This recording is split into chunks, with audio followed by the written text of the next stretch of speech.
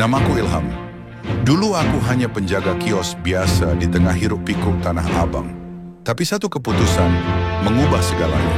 Ketika kekuasaan dibungkus kekeluargaan, ketika kebenaran ditenggelamkan suara ramai, aku memilih untuk tidak diam. Ini bukan cerita tentang pahlawan. Ini cerita tentang seseorang yang terpaksa melawan bosnya sendiri demi sesuatu yang lebih besar dari uang, harga diri. Inilah kisahku. Tanah Abang berdarah saat aku menembak bosku sendiri. Namaku Ilham, lahir dari ibu penjual kue dan ayah yang entah kemana sejak aku berumur 2 tahun. Seingatku, hidupku selalu dimulai dan berakhir di Tanah Abang, pasar yang katanya tak pernah tidur. Tapi bagiku, pasar ini bukan sekadar tempat orang jualan.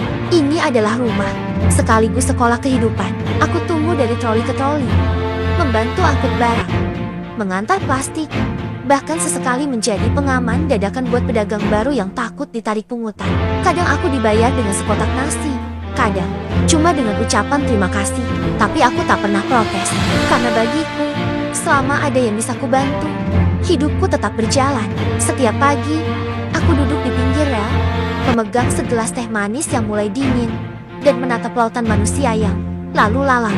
Aku belajar mengenali wajah pedagang dari nada suaranya. Aku tahu mana yang tulus, mana yang cuma tersenyum kalau butuh bantuan. Dan di tengah hiruk-pikuk itu, ada satu sosok yang selalu mencuri perhatianku. Namanya Darto. Semua orang memanggilnya Bos Darto. Ia tidak tinggi, tidak galak, bahkan sering berbicara lembut. Tapi satu gerak tangannya bisa membuat puluhan orang patuh. Lapaknya bukan yang terbesar, tapi pengaruhnya seperti jaring laba-laba menyebar kemana-mana tanpa terlihat. Aku ingat pertama kali ia memanggilku. Saat itu, aku baru saja membantu seorang ibu membawa 3 karung bawang ke mobil bak. Aku kelelahan, napas nos-nosan, dan tiba-tiba seseorang menyodorkan roti isi dan berkata, "Kalau kamu kuat bantu orang, berarti kamu juga kuat bantu dirimu sendiri." Itu kata-kata pertamanya padaku. Sejak hari itu, aku tak lagi sekadar anak pasar. Aku jadi anak buahnya. Tapi saat itu, aku belum tahu bahwa menjadi anak buah Bos Darto bukan cuma soal bantu-bantu angkat barang atau jaga lapak. Itu awal dari perubahan besar dalam hidupku. Sebuah perubahan yang saat ini sedang kutulis kembali, karena aku sendiri masih sulit percaya apa yang sudah kulakukan. Aku tahu ceritaku akan terdengar gila, tapi satu hal yang harus kamu tahu sejak sekarang. Aku tak pernah berniat menjadi pahlawan. Aku cuma ingin jadi manusia. Tapi hidup di bawah bayang-bayang Bos Darto membuatku lupa bagaimana rasanya menjadi manusia biasa. Hari-hariku berubah sejak hari itu. Dulu aku hanya dikenal sebagai Ilham, si bocah pengangkut barang. Tapi setelah resmi jadi anak buah bos, aku mulai dipanggil dengan sebutan baru, Mas Ilham. Sapaan itu aneh rasanya di telingaku. Terlalu sopan untuk seseorang yang dulu dianggap cuma pengganggu troli. Aku mulai memakai kemeja, bukan lagi kaos belek. Aku diajari cara bicara yang tegas tapi tenang. Aku duduk dalam rapat kecil, mendengar rencana-rencana pengaturan lapak, pembagian, zona, hingga pembahasan masalah pedagang liar. Aku mendengar, mencatat, menyesap teh hangat yang selalu disediakan di meja kayu tua di belakang lapak tekstil besar milik Bos Darto. Bos Darto tak pernah memintaku melakukan sesuatu yang aneh.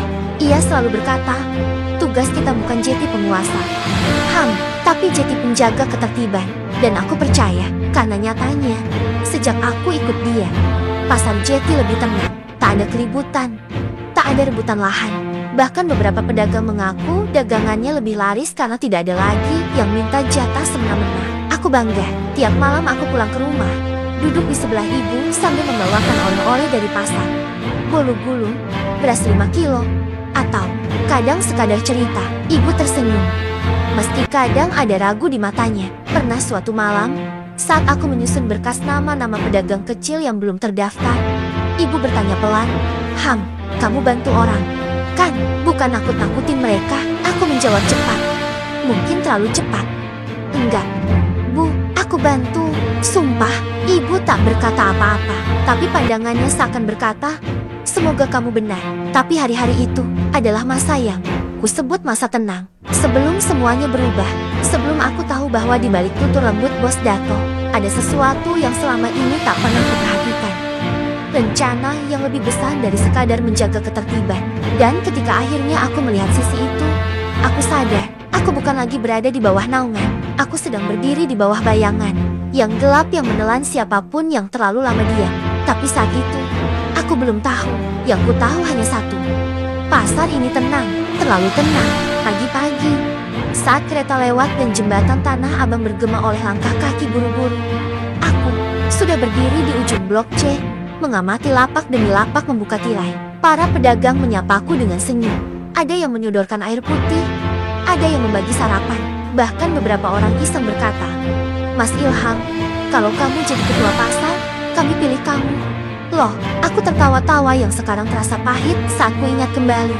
Aku pikir saat itu, hidupku sudah sampai di puncaknya. Aku dihormati, dipercaya, dan yang terpenting, aku merasa berguna. Setiap gesekan kecil antar pedagang bisa ku selesaikan dengan kata-kata. Setiap keluhan soal tenda bocor atau troli yang menghalangi jalan, aku bantu koordinasikan. Bahkan Bos Darto pernah menepuk bahuku dan berkata, "Aku lihat diriku waktu muda, ada di kamu."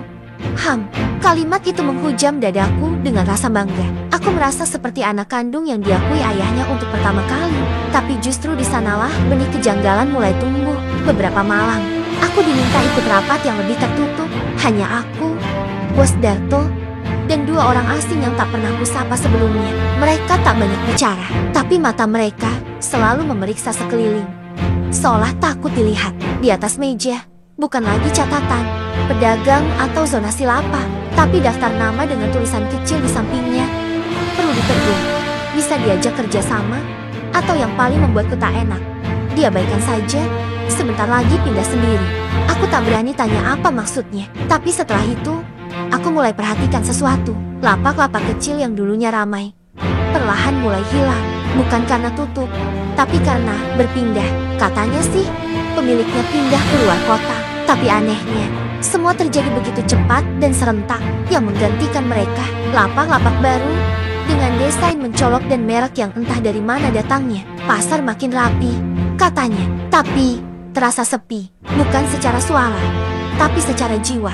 Suatu sore, aku lewat di lorong tengah dan melihat tempat nenek penjual jamu yang biasanya duduk bersila di pojok kosong.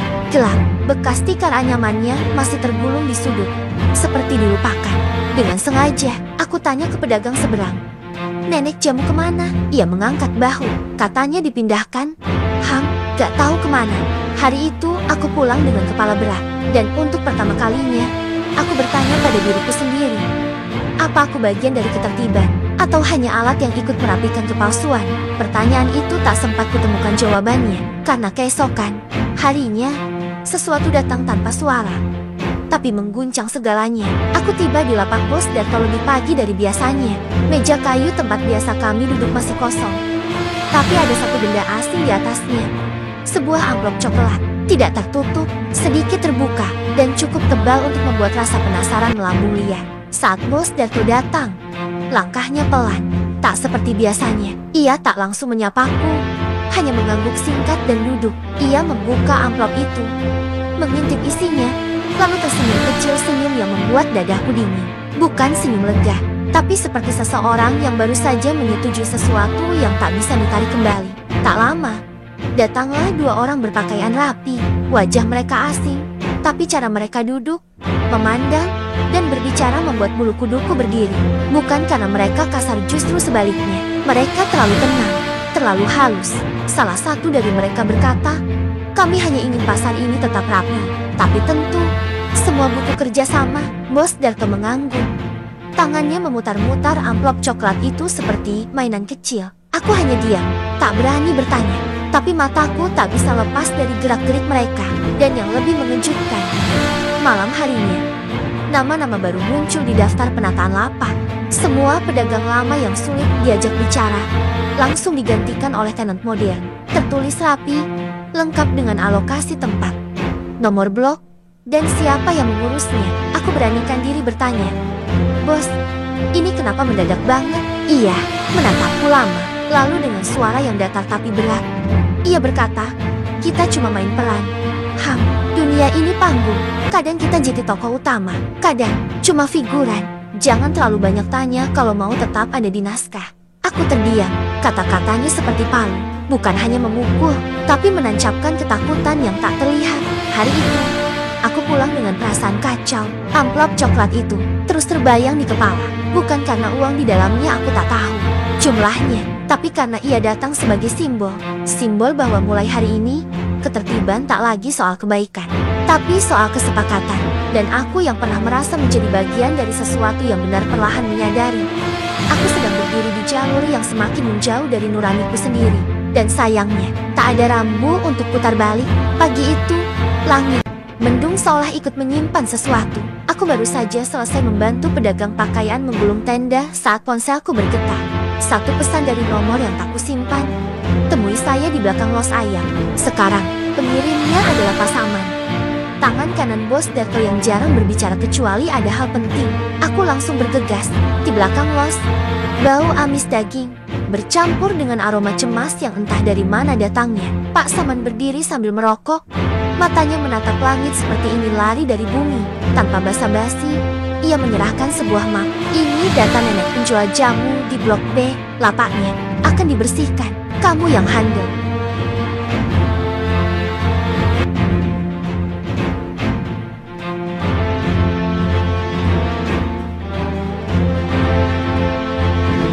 Jantungku langsung mengeras. Nenek itu yang dulu selalu menyapaku Nak Ilham sambil menawarkan jamu kunyit hangat di pagi hari, yang bahkan tahu ulang tahunku lebih cepat dari ibuku sendiri. Aku menatap Pak Saman. Kenapa nenek itu? Pak, dia cuma jual jamu, gak ganggu siapa-siapa. Pak Saman menghela napas, lalu menepuk bahuku pelan tapi dingin. Kadang kebaikan kita justru jadi kelemahan di mata mereka yang membayar. Ini bukan soal salah atau benar. Ini soal jalan atau ditinggal. Map itu tetap ada di tanganku, tapi jari-jariku seperti menolak menggenggamnya. Aku berdiri di sana lama sekali, hingga pasar mulai ramai dan suara-suara jualan kembali menggema. Sore harinya, aku duduk di depan lapak nenek itu. Ia seperti biasa, tersenyum ramah. Teh pahit, Nak Ilham, atau mau jamu kuat biar gak gampang nyerah? Aku hanya tersenyum, tapi tenggorokanku tercekat. Tanganku masih memegang map berisi keputusan, tapi hatiku berontak keras. Aku tahu jika aku menolak tugas ini, aku akan kehilangan segalanya. Posisiku, kepercayaanku, bahkan mungkin tempatku di pasar. Tapi saat ku tatap wajah nenek itu keriput, lelah, tapi tenang. Aku tahu, ada kalanya bertahan bukan soal membela yang kuat, tapi soal tidak tega menghancurkan yang lemah. Malam itu aku pulang, meletakkan map itu di meja, dan menulis satu kalimat di atasnya. Maaf, saya tidak bisa. Keesokan harinya, tempat dudukku di belakang lapak bos Darto sudah diisi orang lain. Dan untuk pertama kalinya sejak aku bergabung, tidak ada satupun yang menoleh atau menyapa. Seolah aku tak pernah ada. Hari itu aku resmi kehilangan segalanya. Tapi, entah kenapa, dadaku terasa lebih ringan. Ringan, tapi hampa. Pagi itu, aku tetap datang ke pasar. Bukan untuk duduk di balik meja. Bukan untuk mengecek daftar. Apalagi memberi arahan. Aku datang hanya sebagai Ilham, seorang anak pasar biasa yang mencoba pura-pura tidak tahu bahwa posisinya sudah diganti. Namanya sudah dicoret, dan keberadaannya tak lagi diakui. Langkah kakiku menyusuri lorong yang dulu sering kupantau dengan clipboard di tangan. Kini kosong.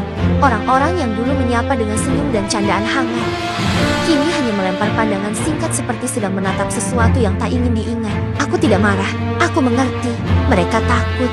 Dan yang lebih menyakitkan dari dijauhi adalah dimengerti tanpa pernah dibelah. Aku duduk di bangku kayu dekat tempat parkir troli, tempat biasa anak-anak pengangkut barang istirahat. Tapi sekarang, tak ada yang menawariku teh. Tak ada yang menepuk bahu. Bahkan tukang gorengan langgananku pura-pura tak melihatku. Aku sendirian di tengah keramaian yang pernah melulukanku, dan seperti ingin menambah luka yang tak terlihat. Aku melihat nenek penjual jamu datang sambil menyeret keranjang kecilnya. Ia menatapku dan tersenyum tulus, seolah tak tahu apa yang hampir kulakukan padanya. Mas Ilham, kamu kelihatan capek ya? Sini, coba jamu asam jawanya. Segar, tanganku gemetar saat menerimanya. Terima kasih, Nek, ucapku pelan, lebih kepada diriku sendiri daripada padanya. Dalam hati aku berkata, kalau semua ini adalah hukuman karena menolak menghancurkan orang baik, maka biarlah aku dihukum. Asal aku tahu aku masih punya hati.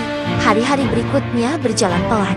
Aku tetap ke pasar, tidak untuk bekerja, hanya untuk duduk, mengamati, dan menunggu. Entah apa, tapi di tengah kesunyian itu, benih kecil mulai tumbuh. Seseorang menyapaku. lirih. Mas Ilham, makasih. Ya, karena Mas, nenek jamu masih bisa dagang. Lalu hari lain, seorang pedagang muda memberiku sebungkus nasi. Saya tahu, Mas sudah gak di dalam, tapi saya masih ingat siapa yang dulu bantu lapak saya pas digusur. Jangan hilang.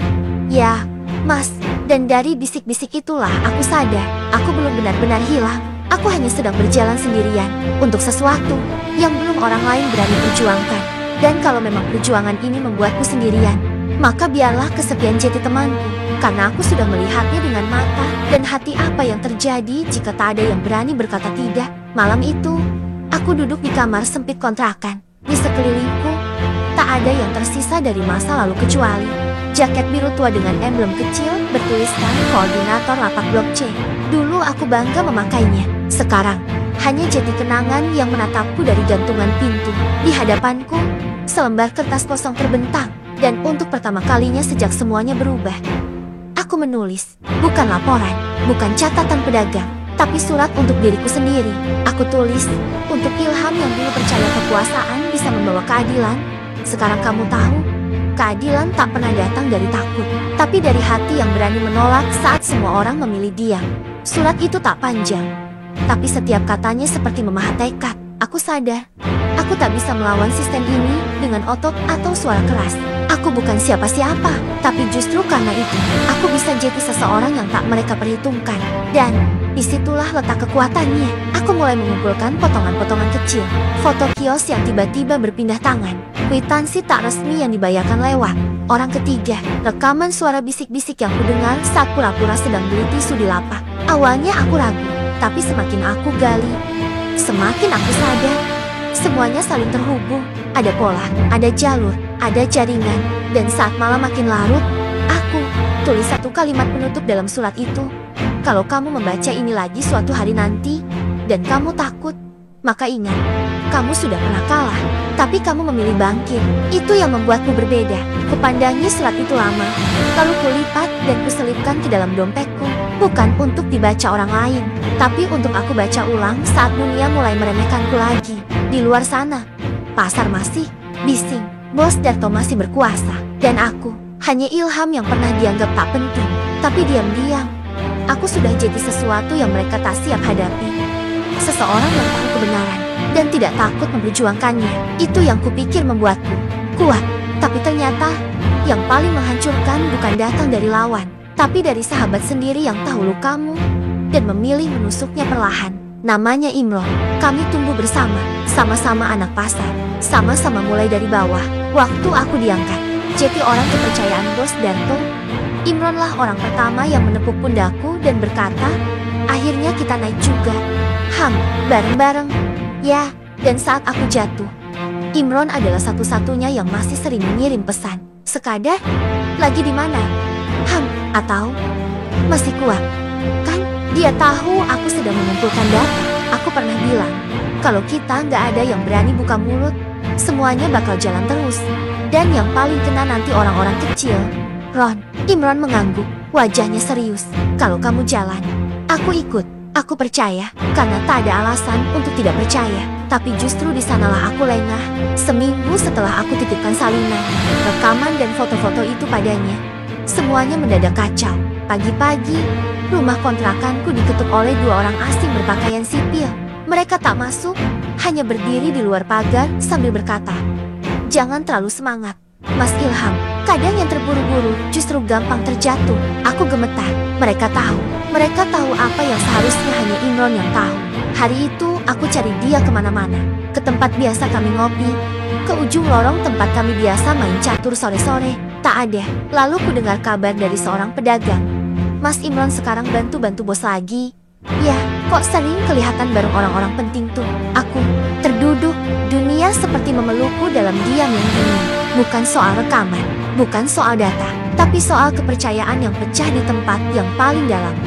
Hati, semua rencanaku berantakan. Orang-orang yang mulai berani bicara padaku sekarang kembali bungkam. Lembaga pasar yang tadinya bersedia mendengar ceritaku mendadak sibuk, dan aku kembali jadi bayangan yang lalu lalang di lorong Tanah Abang. Malam itu, aku buka kembali surat yang kutulis untuk diriku sendiri. Kubaca perlahan sampai kalimat terakhir, kamu sudah pernah kalah, Tapi kamu memilih bangkit, lalu kulipat lagi. Dan tanpa sadar, air mata jatuh untuk pertama kalinya sejak semua ini dimulai. Mungkin aku terlalu naif, atau mungkin inilah harga dari memperjuangkan sesuatu yang benar. Tak semua orang siap ikut, dan tak semua yang ikut benar-benar setia. Kenyataan itu menamparku lebih keras dari apapun. Dan malam itu, untuk pertama kalinya sejak aku memilih jalan ini, aku berpikir untuk mundur. Aku ambil surat yang kutulis untuk diriku sendiri yang selama ini kusembunyikan di dompet, seperti jimat. Kubaca ulang, tapi kali ini tak ada yang terasa menguatkan. Kalimat-kalimat itu justru terdengar seperti lelucon dari seseorang yang terlalu percaya kebaikan bisa menang tanpa kekuatan. Tanganku gemetar saat membakarnya di atas lilin kecil. Kertas itu perlahan berubah menjadi abu. Dan dengan itu, aku seperti mengubur bagian dari diriku yang percaya dunia bisa berubah hanya dengan keberanian. Mungkin memang aku sudah kalah. Keesokan paginya, aku tetap datang ke pasar. Bukan untuk berjuang, hanya untuk melihat. Barangkali untuk yang terakhir kali, aku berdiri di ujung tangga jembatan penyeberangan, menatap Tanah Abang dari atas pasar yang dulu kupanggil rumah. Kini terasa asing. Aku merasa seperti orang luar yang hanya datang untuk menonton. Tiba-tiba, terdengar suara tangis kecil. Seorang anak perempuan sekitar 7 tahun terisak di bawah pohon dekat parkiran. Di sebelahnya, ada seorang ibu yang sedang diberi selebaran. Selembar kertas dengan cap merah besar bertuliskan, "Lapak ditertibkan." Aku mendekat, dan hatiku langsung luntuh. Itu Ibu Lastri, janda muda yang hanya punya lapak kecil berisi mainan dan permen. Anaknya menangis sambil memeluk boneka yang separuh robek. Aku dengar si petugas berkata pelan tapi jelas, "Maaf, Ibu, sudah ada yang akan ganti posisi lapak ini. Kami hanya jalankan instruksi." Ibu Lastri tak menjawab. Ia hanya mengangguk lemah sambil mengusap kepala anaknya. Dan entah mengapa, aku melihat diriku sendiri di mata bocah itu. Dulu, aku juga pernah duduk memeluk ibu di pinggir jalan saat kami diusir dari tempat tinggal karena tak bisa bayar kontrakan. Dulu aku juga tak paham apa-apa. Selain satu hal, aku merasa tidak punya siapa-siapa. Aku berbalik, langkahku cepat, nafasku berat. Tidak, aku tidak bisa tinggal diam. Aku bisa saja kalah, bisa saja sendiri. Tapi aku tak sanggup melihat satu anak lagi tumbuh dengan rasa bahwa hidup itu tentang dipaksa diam oleh yang kuat. Malam itu, aku menyalakan kembali ponsel lamaku dan membuka folder yang dulu kusembunyikan. Rekaman, foto, daftar nama, dan catatan-catatan yang dulu kukumpulkan dalam diam. Tiba-tiba semua terasa hidup lagi, bukan sebagai rencana, tapi sebagai tanggung jawab. Aku duduk dan menulis satu kalimat baru, bukan di atas kertas, tapi di hatiku sendiri. Aku mungkin kalah, tapi bukan hari ini. Dan untuk pertama kalinya setelah sekian lama, aku merasa benar-benar hidup. Malam itu, aku membuka satu demi satu file lama di ponsel rekaman percakapan, potret-potret amplop yang berpindah tangan, bukti-bukti penggusuran sepihak, dan daftar nama pedagang kecil yang tergusur tanpa penjelasan. Semua yang pernah kukumpulkan diam-diam, dengan niat sederhana, agar suatu hari kebenaran bisa bersuara. Aku tahu menyebarkannya langsung ke publik terlalu berisiko. Jadi aku memutuskan menyampaikannya lewat jalur yang lebih diam, tapi berdampak. Keesokan harinya, aku naik ke lantai 2 gedung parkir Blok F, tempat anak-anak komunitas dokumentasi pasar biasa berkumpul. Mereka masih muda, energik, dan punya akun media sosial dengan ribuan pengikut. Dulu mereka pernah mewawancaraiku saat aku masih orang dalam. Aku temui salah satunya, Arin, gadis berkacamata dengan kamera selalu tergantung di lehernya. "Mas Ilham?" tanyanya heran. Aku hanya mengangguk dan menyerahkan satu flash disk kecil. "Ini data penting, tapi kamu harus pastikan suara yang ada di dalam situ bukan hanya masuk telinga, tapi sampai ke hati orang-orang." Ia tampak bingung, tapi matanya bersinar. "Ini bukti." Aku tak menjawab, hanya tersenyum. Anggap saja ini kebenaran yang selama ini dibungkam. Malamnya, sebuah video singkat diunggah ke kanal komunitas itu. Tanpa wajah, tanpa nama, hanya suara-suara yang pernah terekam. Percakapan Bos Darto menerima pesanan lapak dari orang luar. Diskusi tentang siapa yang akan digusur minggu depan. Dan kalimat paling menyakitkan dari seseorang yang jelas suara Bos Darto. "Gak usah peduli sama yang kecil-kecil. Yang penting yang gede-gede senang dulu." Video itu menyebar, pelan tapi pasti, di grup WhatsApp pedagang, di status-status, bahkan mulai dibahas oleh LPM. Banyak yang masih diam, tapi diam itu bukan lagi takut melainkan sedang mencerna. Dan di antara semua komentar, satu pesan masuk ke ponselku. Nomor tadi kenal, pesan singkat. Kami tahu kamu yang menyebarkan. Hati-hati. Dunia ini kecil. Tanganku bergetar. Tapi jari-jari ini tidak memilih hapus. Aku ketik balasan. Kalau dunia ini kecil, maka jangan buat kesalahan besar di dalamnya. Kupandangi layar ponsel sambil menarik napas panjang. Aku tahu apa yang kulakukan hari ini bisa membuatku dibenci, ditakuti, atau bahkan disingkirkan sepenuhnya. Tapi untuk pertama kalinya, aku tak merasa sendiri. Karena sekarang, kebenaran tidak lagi hanya hidup dalam kantongku, tapi sudah mulai bergema di mulut orang banyak. Namun, mulut-mulut itu masih berbisik, bukan berseru. Mereka tahu, tapi ketakutan itu masih menggigit. Seperti angin dini hari yang menyusup lewat celah pintu yang retak. Pagi itu pasar terasa berbeda. Orang-orang saling tatap, tapi tak ada yang menyapa. Lapak-lapak dibuka dengan ragu, dan suara obrolan terdengar lebih pelan dari biasanya, seolah semua sedang menunggu sesuatu atau seseorang. Aku berjalan seperti biasa, menyusuri gang sempit di antara kios pakaian dan lapak mainan.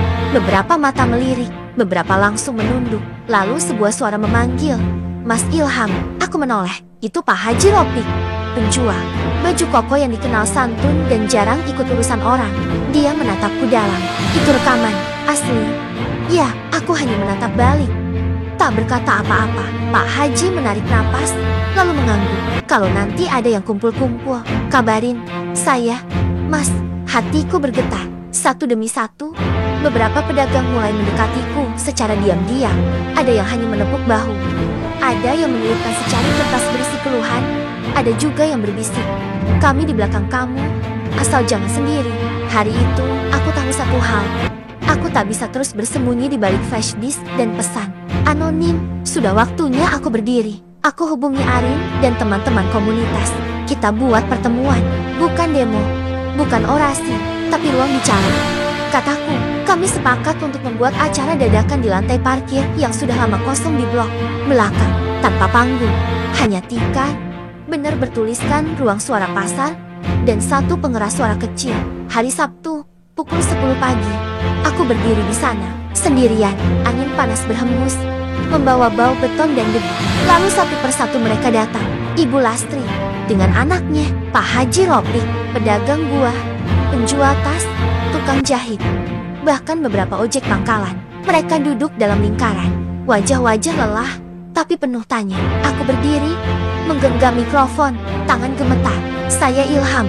Dulu saya orang kepercayaan Bos Darto. Saya tahu apa yang terjadi di balik pasar ini, dan saya bukan lagi bagian dari mereka.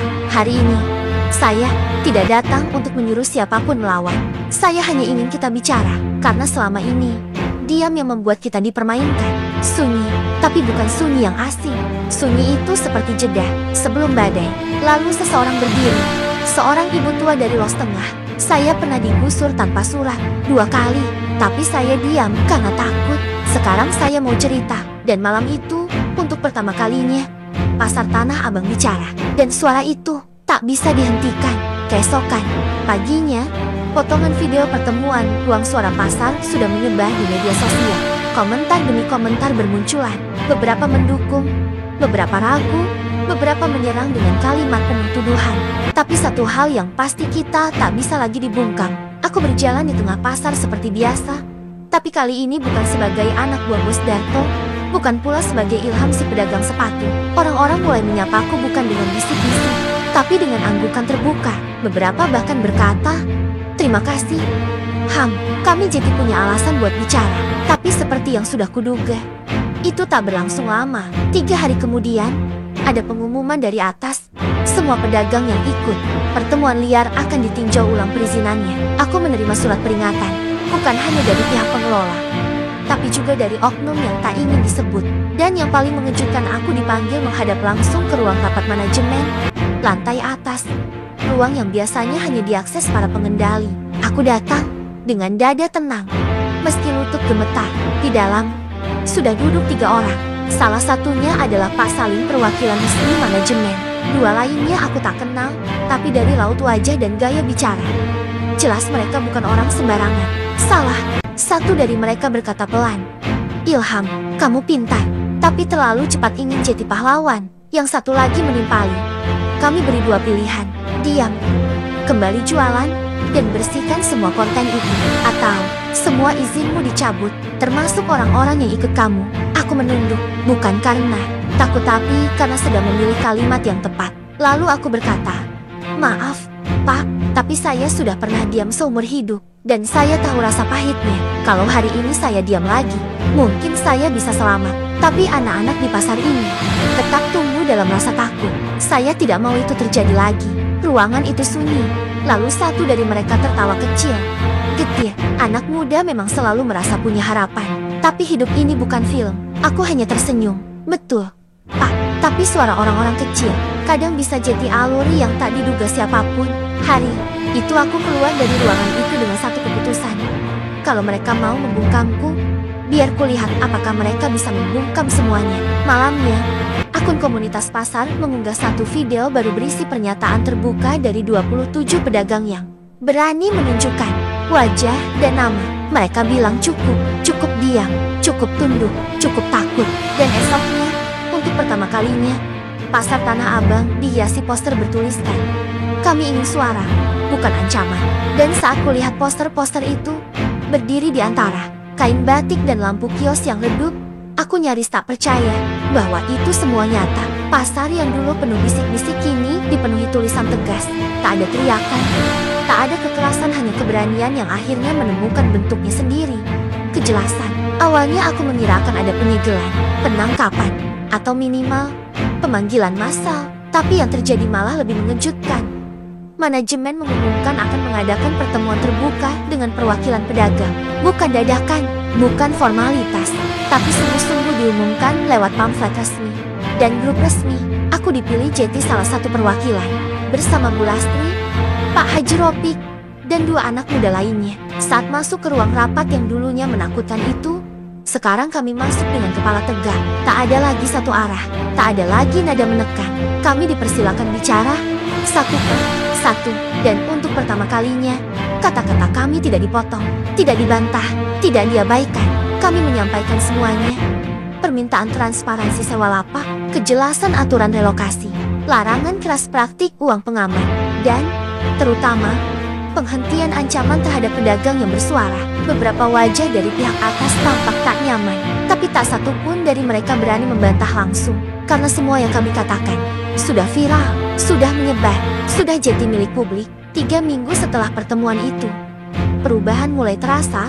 Spanduk resmi pengumuman peraturan baru dipasang, nomor aduan langsung manajemen dibuka, dan yang paling mengharukan, beberapa pedagang lama yang dulu digusur diam-diam mulai dipanggil kembali untuk diberi lapak baru. Hari itu, aku duduk di tangga los tengah, melihat orang-orang membuka lapak dengan senyum. Bukan karena semuanya sudah sempurna, tapi karena untuk pertama kalinya, mereka merasa punya hak untuk berharap. Arin datang menghampiri, menyerahkan sebuah foto cetak besar. Itu adalah potret dari acara Ruang Suara Pasar tempo hari. Aku di tengah, mikrofon di tangan, wajah canggung, tapi mata penuh tekad. Di bawah foto itu tertulis, perubahan dimulai bukan dari keberanian melawan, tapi dari keberanian untuk bicara. Aku genggam foto itulah. Dalam hati aku tahu, aku bukan pahlawan. Aku hanya orang biasa, yang pada akhirnya memutuskan untuk berhenti pura-pura tuli. Dan disitulah letak kekuatan sesungguhnya, bukan pada seberapa lantang teriakanku, tapi pada keberanian untuk mengakui bahwa aku pernah diam. Hari ini, pasar Tanah Abang tetap riuh, tetap padat, tetap gaduh oleh tawar-menawar, suara roda dorong, dan teriakan penjajah es teh. Tapi ada yang berbeda. Tidak ada lagi bisik-bisik ketakutan. Orang-orang kini tahu bahwa mereka bisa bicara. Mereka tahu bahwa suara mereka punya arti. Dan, yang terpenting, mereka tahu bahwa perubahan tak selalu datang dari atas. Kadang, ia tumbuh pelan-pelan dari bawah, dari hati, dari luka, dari keberanian yang sederhana. Aku masih jualan, masih menata sepatu-sepatu yang setiap hari harus dibersihkan dari debu. Tapi sekarang, tak ada lagi titipan dari atas. Tak ada amplop keamanan. Tak ada panggilan larut malam yang membuat dadaku sesak. Arin bilang, kamu bisa aja pilih kabur, tapi kamu malah memilih tinggal. Aku tertawa pelan, karena aku tahu, tempat ini gak cuma tempat aku kerja. Ini tempat aku berdiri. Sesekali, ada orang luar datang, ingin mengangkat kisah kami ke media. Mereka tanya, apakah aku mau diwawancara? Beberapa bahkan menyarankan buku, atau film dokumenter. Tapi aku bilang begini, kalau kalian mau tahu ceritanya, jangan wawancarai aku. Duduk aja di sini, ngobrol sama orang-orang, dengar cerita mereka. Karena ini bukan tentang aku, ini tentang kita semua yang akhirnya memilih untuk tidak diam.